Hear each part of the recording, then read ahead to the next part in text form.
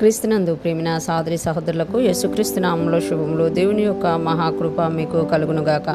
ఈరోజు దేవుడు మనకిచ్చిన మాట యెషయా గ్రంథము 44వ అధ్యాయము 12వ వచనము. కమ్మరి గొడ్డలి పదును చేయుచు నిప్పులతో పని చేయును, సుత్తెతో దాన్ని నిరూపించి తన బాహుబలము చేత దాన్ని చేయును. అతడి ఆకలి కొనగా అతని బలము క్షీణించిపోను, నీళ్లు త్రాగక సొమ్మసిల్లును. ఈ మాటలు మనం యెషయా గ్రంథంలో చూస్తున్నాము. యెషయా ప్రవక్త ద్వారా దేవుడు తెలియజేస్తున్నారు కదా, నేను నిజంగా దేవుడినైనా నన్ను అనుసరిస్తలేరు, కానీ వారికి ఇష్టమైన వాటిని కల్పించుకోవడంలో వారు ఎంతో ఇష్టంగా చేస్తున్నారు అని చెబుతూ ఇక్కడ కమ్మరి ఎలాగా ఒక విగ్రహాన్ని చేసినప్పుడు కష్టపడతాడో దాని గురించి తెలియజేసినమాట. కమ్మరి అని అంటే మనం చూస్తాం కదా, కుమ్మరి అంటే కుండలు చేసేవాడు, కమ్మరి అని అంటే ఇనుము పనిముట్లు చేసేవాడు అని మనకి ఇక్కడ తెలియజేసింది. కమ్మరి గొడ్డలి పదును చేయుచు నిప్పులతో పని చేయును, సుత్తుతో దాన్ని రూపించి తన బాహుబలం చేత దాన్ని చేయును. కమ్మరి గొడ్డలి పదును చేయుచు అంటే గొడ్డలి ఎందుకు పదును చేస్తాడు అని అంటే చెట్టు నరకడానికి అనమాట. ఒక చెట్టుని నరకడానికి కమ్మరి ఏం చేస్తాడు అంటే తన గొడ్డలికి పదును కావాలి.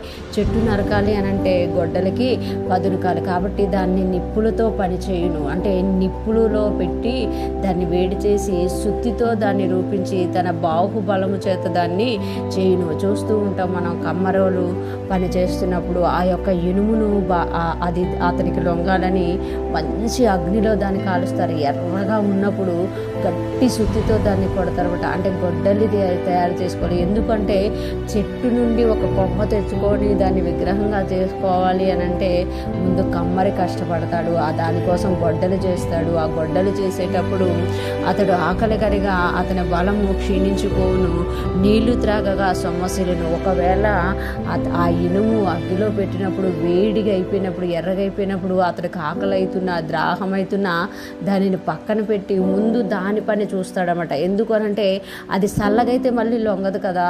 ఆ యొక్క గొడ్డలు చెయ్యాలి అని అంటే ఆ ఇనుము బాగా ఎర్రగా వేడెక్కాలి. ఆ ఎర్రగా ఉన్నప్పుడు ఆకలి అవుతున్న దప్పికైతున్నా దాన్ని పట్టించుకోకుండా సుత్తితో దాన్ని కొట్టి దానికి అతనికి నచ్చిన ఆకారంలో దాన్ని తెచ్చుకుంటాడనమాట. అంటే అలాగా ఎర్రగా ఉన్నప్పుడు అతడికి దాహం అవుతున్నా కూడా ఆ సుత్తితో అప్పుడే కొట్టాలి. ఇప్పుడు నీళ్ళు తాగుతాను అని అంటే మళ్ళీ అది చల్లగైపోద్ది.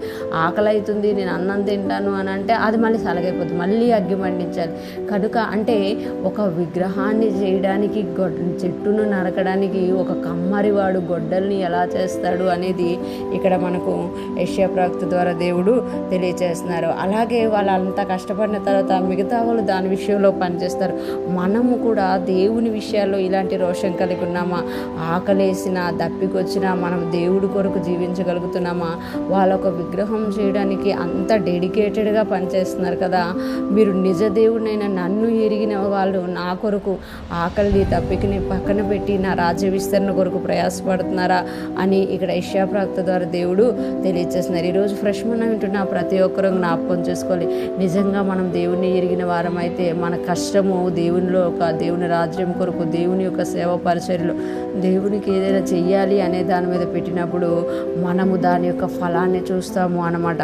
అప్పుడు దేవునికి మహిమకరముగాను అనేక మందికి ఆశీర్వాదకరంగాను ఉంటాము అనే దేవుడు ఈరోజు తెలియజేస్తున్నారు. అటువంటి కృప మనందరికీ కలుగునుగాక. మనకున్న దాంట్లో మనము బలముగా పనిచేసి దేవునికి మహిమకరముగా జీవించుదుముగాక. ఆమేన్.